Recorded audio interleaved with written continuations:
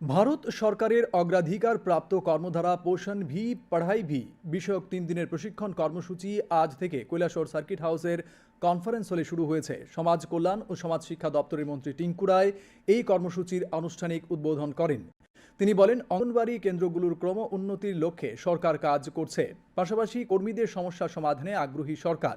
অঙ্গনওয়াড়ি কর্মীরা সমাজসেবার কাজ করে থাকেন বলে তিনি মন্তব্য করেন।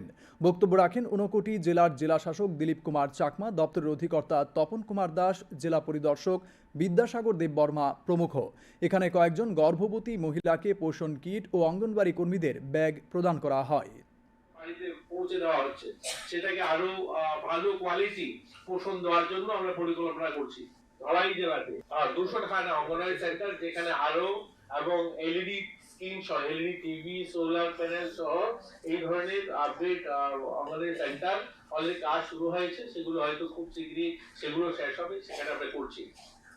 গোটা রাজ্যে আমাদের প্রয়াস রয়েছে সবগুলো অঙ্গনওয়াড়ি সেন্টার আপডেট করা, সবগুলো যেন ভালো, আমরা আমাদের ছেলেমেয়েরা যারা শিশুরা আসে তারা যেন ভালো পরিসরে এবং সেখানে বসে পড়তে পারে।